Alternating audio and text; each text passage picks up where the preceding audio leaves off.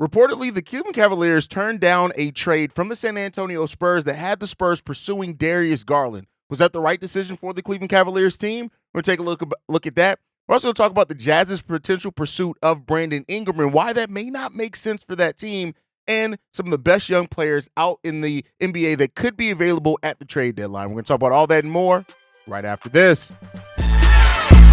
Welcome to the number one place for your daily basketball news and analysis, NBA Central. What's going on, basketball fans? Welcome to another episode of NBA Central, your number one spot for everything basketball related. I'm the host here, Haize, one of the hosts here, I should say. You guys can follow the channel at NBA Central Pod on every social media platform we happen to be on. With that being said, let's go ahead and get into this content for today, y'all. So this one came out here recently that the Cavs apparently turned down a trade from the San Antonio Spurs that had the Spurs pursuing Darius Garland. Now, that makes a lot of sense for the San Antonio Spurs. Most people have thought that the Spurs would try to find a young point guard to pair with Victor Wembanyama for long term. Now, they ended up getting Chris Paul. They still drafted a heck of a young guard there as well to have on that team. We don't know if he's going to eventually be the point guard long term, but they did also draft a really solid guard that they can continue to develop, and that's one thing in Stephon Castle that the Spurs have done really well. But as a 6'6", 215-pound guard, he could really play either guard position. We'll see how it works out long-term for the Spurs. But the Spurs pursuing Darius Garland did not surprise me at all, right? And so ultimately, this one comes from Jake Fisher from Yahoo Sports. He says this: San Antonio called various teams around the league exploring veteran guards who have still yet to enter their primes. Cavaliers all-star guard Darius Garland was another talented ball handler the Spurs called about, sources said, although Cleveland has rebuffed any inbound trade requests for Garland to date. Now, that part could be a little surprising for some basketball fans, right? I think that when you look at Donovan Mitchell and Darius Garland, a lot of people have this thought process, understandably so, that eventually you have to move on probably from one of these two guys because while they can put up numbers, right, it doesn't look like that's probably going to be the best fit for you if you're going to try to get over the hump. Now, the Cavs could very well want to come into this season, see how that's going to work out for them, to see if maybe it can work a little bit better. But if they end up trying to do something to take advantage of either Darius Garland's or Donovan Mitchell's deal, that could very well play a big part into it. Now, with Donovan Mitchell, his contract is up at the end of this season, which then could become a different situation for you, right? I'm sorry. No, I got to correct myself. Donovan Mitchell actually ended up signing a extension with the Cleveland Cavaliers this offseason, one that kind of took a lot of teams and fans off guard. He'll be making $53 million by the last year of that deal in 2027-28. So that now puts the Cavs in a position to where they may very well have to maybe look to move on from Darius Garland if they decide to at some point that this backcourt just is not going to work for them long term. That remains to be seen. Maybe they can work it out. Maybe they can change some things around those players to make it work out. Darius Garland is also under contract to the 2027-28 season. So because of that, we'll see what happens there. Now, the Cavs also have Jared Allen, who reportedly they could be looking to move, things like that. Evan Mobley. I hope they don't move on from Evan Mobley, but it makes sense that the Cavs, for what they're doing, to not want to move on. Now, reportedly, the deal that was offered was Keldon Johnson, Zach Collins, Malachi Branham, and 3 first-round picks. Now, I will say this. While I understand the Cavs wanting to keep their window open, while Donovan Mitchell is on that team, that's a hell of a trade package back potentially for a guard in Darius Garland. Now, that's rumored. As we know, you can only take what the rumored deals that were offered with a huge grain of salt because you never really find out exactly what a team offered to try to obtain a player. But the Cavs rebuffing any and all outbound trade calls right now on Darius Garland, to me, that tells me that they want to roll the dice. They want to see what they're going to get out of this team, and maybe this team can take another step up. The Eastern Conference has gotten deeper. The New York Knicks continue to add to that team. The Philadelphia 76ers made a number of moves. The Boston Celtics are looking to be right back where they were last year. And, of course, you have teams that have made either minor moves or draft selections or kind of changed their roster a little bit that they're hoping to be more competitive in that Eastern Conference as well. So it's going to be fun to see where the Cavs end up in that Eastern Conference. And as you lead up to the trade deadline, if the Cavs aren't where they hope or where they think that they could be, Do they end up maybe revisiting a Darius Garland trade, or do they end up looking at moving another piece on their roster? Let me know what you guys think on that down below. Now, with that said, another thing that we've heard recently that came out that was, I guess, in a bit of a way, it was kind of shocking, and that is that the Utah Jazz could become a team that could get interested in Brandon Ingram. And the reason why that is interesting is that we've heard that the Utah Jazz have been a team that have been shopping Lauri Markkanen, at least taking calls on Lauri Markkanen. They want young players back. But if they do end up holding on to Lauri Markkanen, and this one comes from Brett Siegel, is that they could try to pull off a win now move that could put players that help this team try to compete now. And that would be something that could be unexpected. I don't know if the Jazz right now could make a move that puts them in a position of being, in a place to where they compete for anything meaningful in that Western Conference, in my personal opinion. But, weirder things have happened. But you look at if the Jazz decide not to move on from Lauri Markkanen, the Jazz won 31 games last year. And while that's not to really say that they don't have solid talent on their team, this is a team that reportedly has taken calls on Walker Kessler, has taken calls on Lauri Markkanen, wants to apparently go younger and get some young talent in if they're looking to move on from those guys, and want multiple first-round picks back. And to completely change that direction and go after a player like Brandon Ingram, who would be a win-now move, even though his trade market is a lot softer than what a lot of people expected it to be for Brandon Ingram as well, that would be the interesting part of it. Now, I don't think that does a Brandon Ingram trade all of a sudden make this Utah Jazz team some playoff contending team. I don't really see that. So, therefore, I don't really see this rumor as being something viable. I see this as maybe something that is just talked about. It was on the From the Wing podcast. And to say that it's possible that the Jazz acquire the Brandon Ingram, it's like, yeah, a lot of things are possible. That doesn't necessarily mean that they make sense. That doesn't necessarily mean that those are things that the team would want, those respective teams will want to go after, especially if you're not doing a Lauri Markkanen swap for Brandon Ingram. You're trying to add Brandon Ingram to Lauri Markkanen. I mean, maybe if it's like, but you can't even build the deal around Walker Kessler because of how little Walker Kessler's contract is. So even then, it just, like I said, I'm not going to say it's outside the realm of possibility that these teams do some business, but overall, I just don't really expect it personally. And so you guys can let me know what you think on that one. The Jazz are going to be an interesting thing because the Jazz have some pieces that teams around the league absolutely could look to add to the team if they're trying to do a playoff run. Of course, Lauri Markkanen, right? That goes without saying. You still got Jordan Clarkson down there who, while having a season that wasn't necessarily what we've come to expect from Jordan Clarkson, especially when he was starting last season, once he moved back to the bench, he was basically close to what he was the prior years. Didn't score over 20 points per game like he did last season, but he is another player that if the Jazz were to try to go full rebuild, tank mode for whatever, teams could be interested in him. John Collins, I don't really expect that to do that. Teams to be interested in that. We've kind of revisited that market already, but Walker Kessler's one for sure. Colin Sexton could be one. So, we'll ultimately see what the Utah Jazz end up doing, but I'm not saying that they hold the key to anything really changing in the Western Conference, but if they end up moving off from some of those pieces between the start of the season and the trade deadline, it could help teams really make that final push that they could be looking for at that time. So the Jazz are one of the teams to look out for that could trade some pieces that could, become out interesting in the trade market. At least I feel. We'll see what ends up happening there. There's a couple of pieces like that. Brandon Ingram could be one.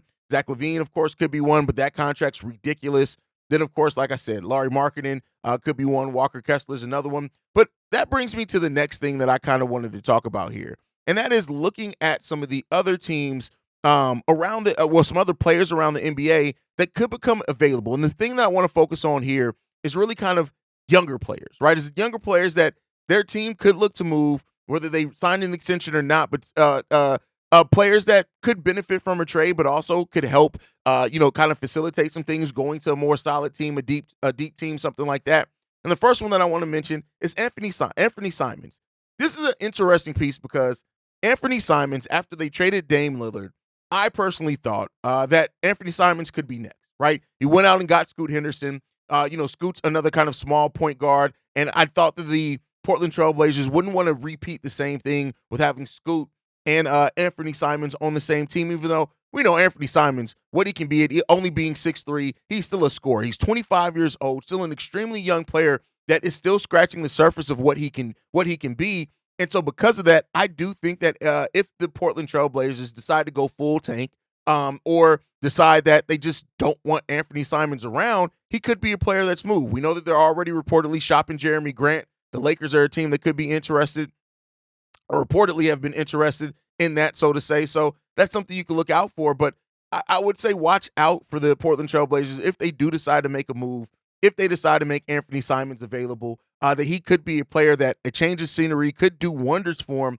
as well as being a player that can help teams add some much needed scoring punch, with still being young enough that he has that a team could talk themselves into his long-term potential there as well. So he is a player that I would say look out for in that case that could be moved, and that if he is made available, I think you could really benefit from him.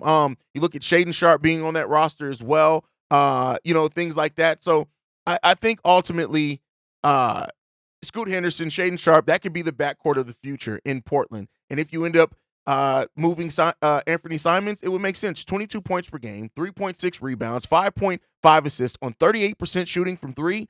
He's a high-volume scorer that can absolutely help some teams drastically. And he was sixth last year in threes made in the NBA as well. So look at that. Anfernee Simons is someone, he has 2 years left, $53.6 million remaining on his contract. And with the modern NBA and some of the deals that we've seen given out, per some role players getting money like that, Anfernee Simons is well worth that deal. And I do think that, if the Portland Trailblazers decide to go in a different direction, he's absolutely somebody that could be made available.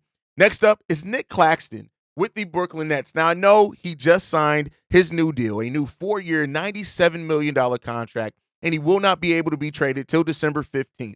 But when you look at it, he's 25 years old. He still has a tremendous ceiling as well. When you look at still some room to grow, that is why that deal was well worth it, right? And if you do decide to move, if the Brooklyn Nets decide to go full tank mode, meaning come hell or high water, everything that we're doing here is built around us trying to increase our chances to get Cooper Flag.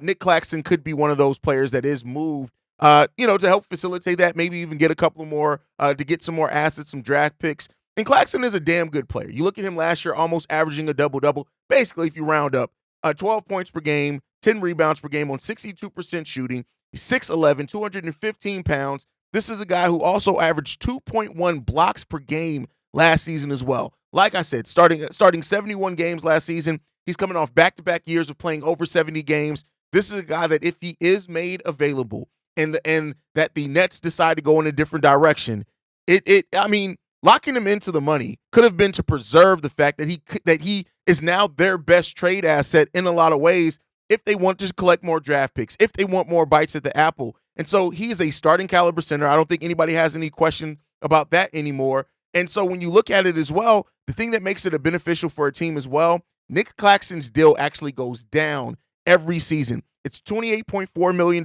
next season, but $21.6 million the last year of his deal of 2027-28, only at 11.5% of the cap space at that point in time. So if you're trading for Nick Claxton, you not only are in a way preserving cap space and preserving some flexibility to what you can do going forward, and that is a favorable deal when you look at teams trying to avoid that second tax apron.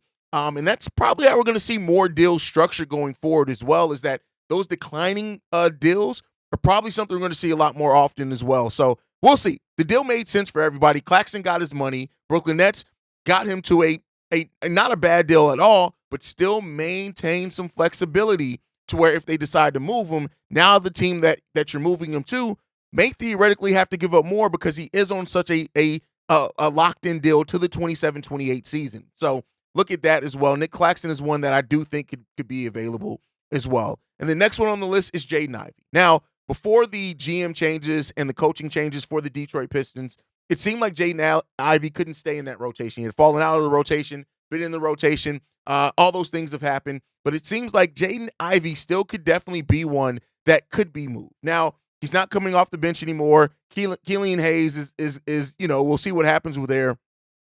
With him being gone and things like that. But ultimately, you look at what JB Bickerstaff could want to do with Jaden Ivey. And ultimately, you got Ron Holland there. You got Thompson there as well. Could they pass him up on that wing position to where you then want to move Jaden Ivey as well? And that's something to watch out for. I think Ivy has the type of contract as well that is very easily movable. I don't know how much they get back for Jaden Ivey per se, right? But I do think that the Pistons, as they're probably looking to go into evaluation mode, I expect the Pistons with the new coach, new GM, to really be in a mode where as they start the season, they're trying to evaluate and look at talent, how they see them fitting long term, what they see them turning into, and as that starts changing, what they could want could change as well. So looking at Jaden Ivey, how things could clear for him to start now that Killian Haize is gone, things like that. But then, like I said, you look at the players that you have coming into that team, and it could be a situation where they just don't have a spot for him anymore. Like I said, Azur Thompson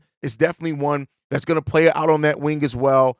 And we'll ultimately see what comes of that. But I think that Jaden Ivey, when you look at what he's able to do, the fact that he's on a team that's just drafted Ron Holland, who has tremendous upside, right? Yeah, I don't think many people are going to doubt the upside that Ron Holland has for this Detroit Pistons team. But Jaden Ivey is still a player that, while I don't know if I would call him undersized, 6'4", 195 pounds, he could score the ball.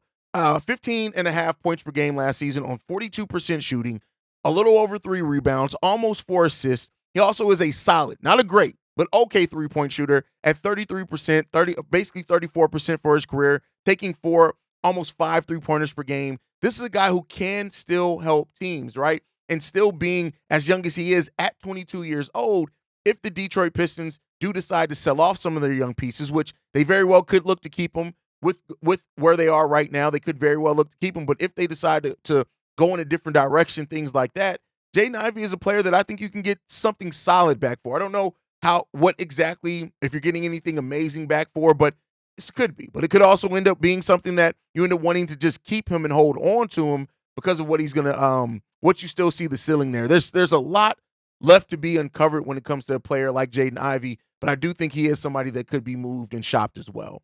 Lastly on this list I'm going to talk about, and that's Jalen Green from the Houston Rockets. Now, some people would say this, Haize, you crazy for having Jalen Green on this list. You look at how he finished off that season, being such a big part of that run that the Houston Rockets went on, especially after Sengun went down, how he kind of stepped up into that role. But that is why potentially they could look to move on. Jalen Green did not have that same type of output with Sengun on the floor. He just didn't. And so now you're open coming into the season that Ime Udoka is going to figure it out to where you can get both these guys rocking and rolling at the same time, because if you can, that it goes into a different stratosphere, right? And so when you look at it, 24 points per game, 6.6 rebounds, 4.3 assists, 46% from the field, and 38% from the three-point line. Those were Jalen Green's numbers after Sengun went down. And because of that, if you look at that not working between them, you got to raise that question. But when you have guys on the team like Amon Thompson, Cam Whitmore, Tari Eason, Reed Shepherd, all these guys on the roster, it could become a situation where Jalen Green, you make him available to see what you can get back so you can continue to add to this team. So he's another young player that, again, I'm not necessarily saying they're going to come shop him hell or high water. They're going to do some evaluation to start the season off. But as that continues to go on, he could become a player that could be available out in the trade market. And if he is, a team would be getting a hell of a player in Jalen Green. Make no mistake about it. Like, I like his skill set. I like what he brings. He seems to be a player that needs to be ball dominant, and that's a question that you have to ask here. He played much better defensively after Sengun went down as well, which is a weird thing within of itself there. But you look at him, 22 years old, still extremely young with so much upside left. He's still on a really amazing deal as well. Now, you have to look at extending him sometime soon, but because of that, he has 2 more years left on his deal as well. You have to be able to become a restricted free agent in 2025-26. So you may look at that and say, hey, you get a chance to look at him for an extended period of time. You get to see what he's going to be, and you may have to make a deal on him soon. But if you're a team that makes that move, that's willing to give up a future draft pick for him, Jalen Green can help a lot of teams. So that's my thought process. So to recap, some of the young players that I think could be made available by the trade deadline, depending on the situation by their teams: Jalen Green with the Houston Rockets, absolutely. Jaden Ivey with the Detroit Pistons is definitely one that I think. Nick Claxton as well with the Brooklyn Nets. And then, of course, Anfernee Simons with the Portland Trail Blazers. These are players that I definitely think could be made available. and we'll see what the future holds in store for him. If there are any other young players that you think could be made available at the trade deadline, make sure you guys mention it down below. Make sure you're following the show at NBA Central Pod. You can send us any feedback, questions, comments, concerns, NBA Central Show at gmail.com. And then lastly, if you want to leave a text message and our voicemail for the mailbag, the number to do so, 773-270-2799. We're the number one spot for everything basketball related. And I'll see you guys the next time I feel like making a video. Probably tomorrow. Peace, y'all. This has been a presentation of the Breaks Media.